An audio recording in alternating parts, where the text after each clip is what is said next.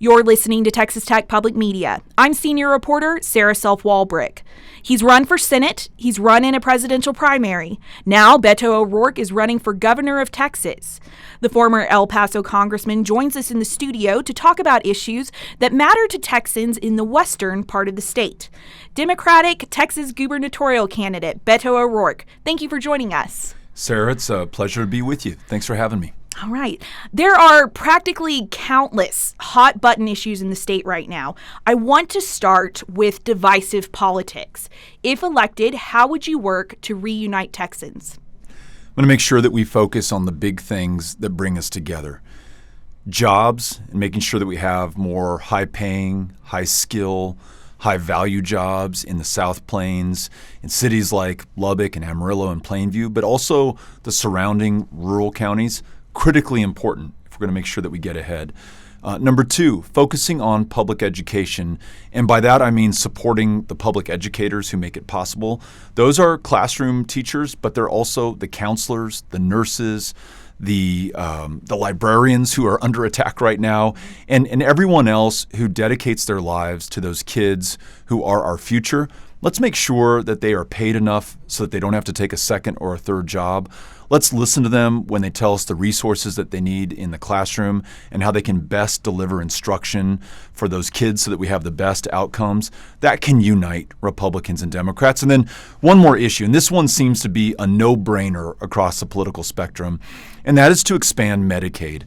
In the last 7 years since Greg Abbott has been governor, we, the people of Texas, have been forced to leave $100 billion in Medicaid expansion money from the federal government on the table.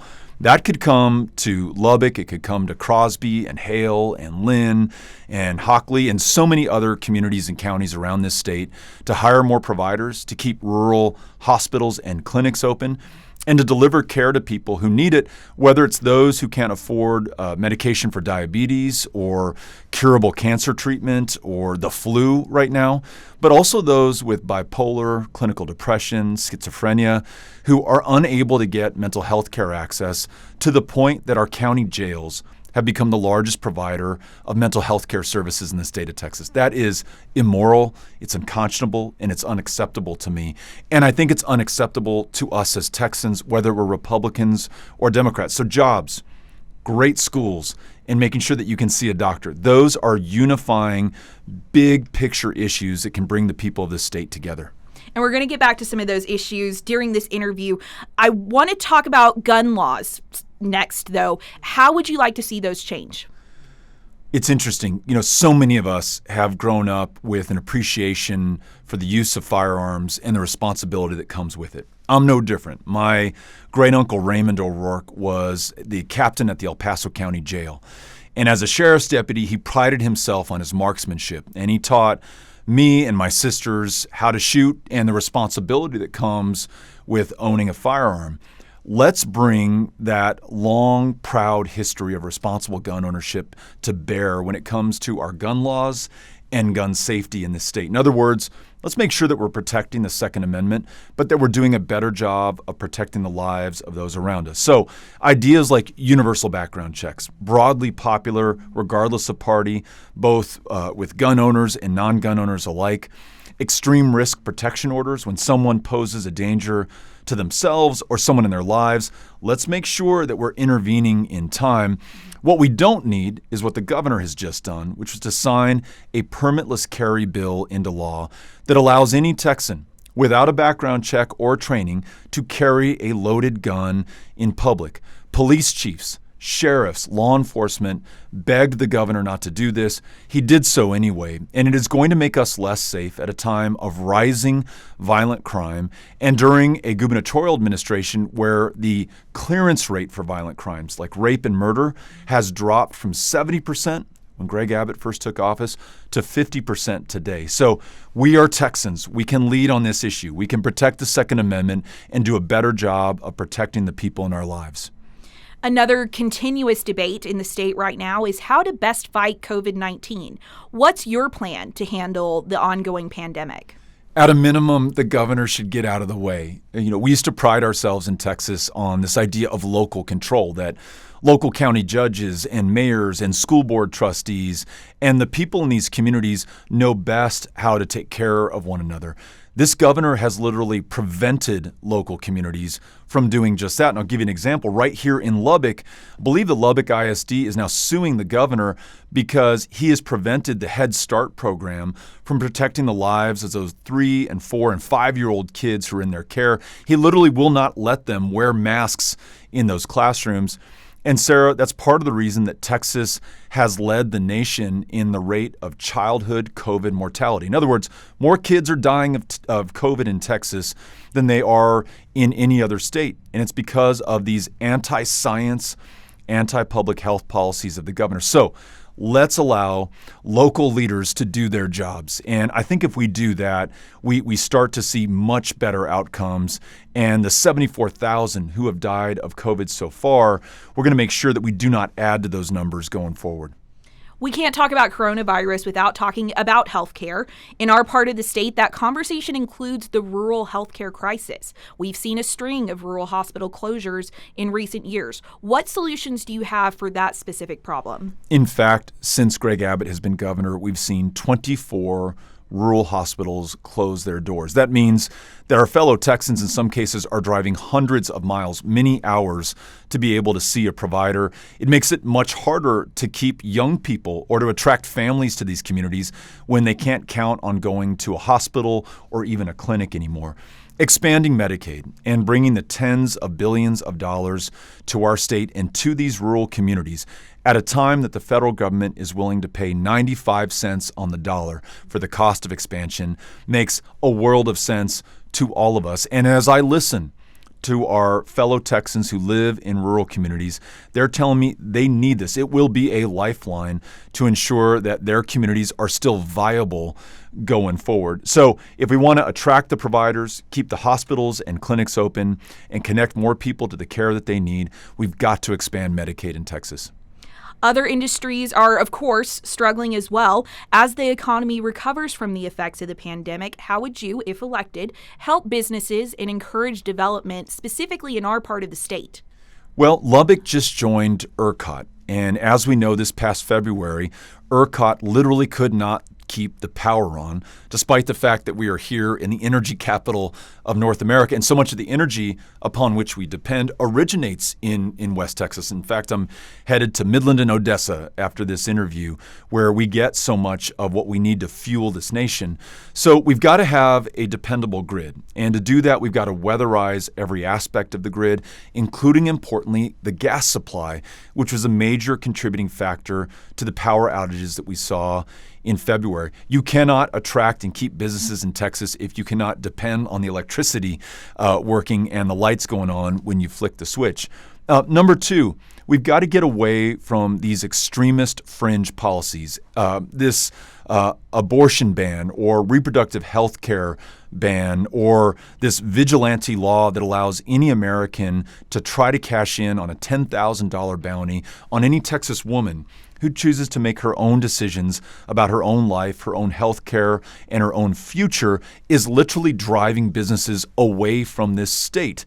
We've already seen examples of employers decide that they're going to construct new facilities, not in Texas as they had originally planned, but in other states. So if we want to attract capital and employers and job creators and the talent that we need to drive this state's economy, we've got to get away from the fringe extremist politics that we've seen in this session. And then the last thing, look, I love some of the economic success that we're seeing in some of our big cities like Austin and the Dallas-Fort Worth Metroplex and Houston. But I also want to make sure that the governor's focus is on the Panhandle and West Texas and our rural communities. They literally provide the fuel, the fiber, the food that we depend on. So many of their citizens are the first to enlist in our armed services. They really help to make our state and our country so successful. Let's make sure that when we're thinking about economic development, where we're going to locate large employers, where we're going to offer incentives to make sure that we have the development that we want, that we're looking at communities just like these. I remember a couple of years ago traveling to Plainview and listening to somebody who told me about a meat processing plant that had just closed. And a couple of years before, there had been another plant that had closed before that. And she said, well, what is our future here? Well, listen, if we can make sure that Plainview is wired just as competitively for the internet as any other community, and then make sure at a time when workers can choose anywhere in the world to locate, that we make sure that Plainview is on the agenda. More of those high-skill, high-tech, high-wage jobs can come to that community. And whether it's South Plains College, Amarillo College, Texas Tech that's producing the graduates, let's make sure that those jobs are also coming here. A lot of the issues with rural economic development go back to broadband access. What is your plan to expand that in this part of the state? Half of rural Texas cannot reliably get online. And I don't have to tell you, very hard to finish your education, especially at the tail end of this pandemic. Very hard to find a job. Very hard to start a business, to get what you grow, if you're one of our cotton growers, to market. Very hard to find a date if you're single, if you cannot get online, if you cannot access the internet. It's just a fundamental utility that so many of us depend on and take for granted, and yet so many rural Texans literally cannot avail themselves of. As you and I know, this state, through Congressman Lyndon Baines Johnson in 1936, partnered with the federal government led by Franklin Delano Roosevelt with the Rural Electrification Administration. And that REA would work with rural communities, just like those around Lubbock, who would form their own electrical co-ops, meet them halfway, and make sure those communities were wired for electricity so that first grader in Plainview could read by electric light, just like the first grader in Dallas or any other kid trying to do their homework at night. We need to look at the internet in that same way. And so as governor, I'm going to make sure that I partner with rural communities to make sure that those kids and those adults, for that matter, can get online. But I'm also going to go further than that. We see a real problem with the Universal Service Fund right now, which subsidizes rural telephone access. We might very well see rural telephone and internet bills go up 25, maybe even $100 a month unless we make rural telephone access a priority again. As governor, I'm going to do that. I think we have left rural Texas to its own devices. We've taken it for granted. Many have written it off. The reason I'm here right now, the reason I'm going to so many rural communities as I run for governor, is to make sure I'm listening to their stories and partnering with them once I'm in office. I have a two-part question to end our conversation. What do you see as your biggest challenge and your biggest opportunity as this political race continues? The challenge and the opportunity might very well be one and the same. This is a huge state, 254 counties, 30 million people, 2 different time zones. And even just on this trip, a few days ago, I was in Paris, Texas. Before that, I was in Texarkana. I was behind the Pine Curtain in Deep East Texas. And now here I am in the Plains, or I was earlier today, in Amarillo, coming back down to the Southern Plains here. I'll be in Midland, Odessa, in West Texas in a couple of hours.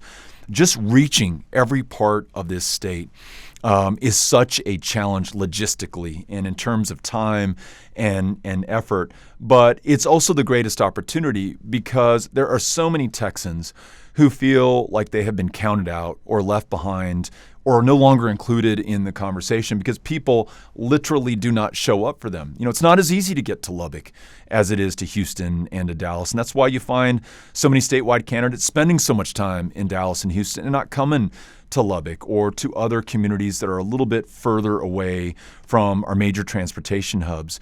But when you show up, people turn out. And you and I just saw each other at May Simmons Park at noon on a Tuesday afternoon here in Lubbock. And we had hundreds of people come out. We filled the place. It was wonderful to see. And it shows you that when you show up, people will turn out and they'll get engaged. There were 7 million eligible voters who didn't cast a ballot in last year's election. Most important presidential contest since at least 1864. Number one reason given by those who did not vote is no one asked them to vote. So I'm going to make sure that we don't make that mistake, that we go everywhere, leave no one behind, write nobody off, take no one for granted, and literally ask everyone to vote. I think that's our path to victory. And it's certainly the best way as governor to know the people that I want to deliver and perform to and make sure that we serve literally everyone everywhere in the state of Texas. Democratic Gubernatorial Candidate Beto O'Rourke. Thank you again for joining us. Thank you, Sarah. This discussion is the first in our gubernatorial candidate series. We're reaching out to other candidates to ask them these same questions. Each interview will be released as we are able to schedule time with candidates. Look for those interviews online at radio.kttz.org. For Texas Tech Public Media, I'm Sarah Self-Walbrick.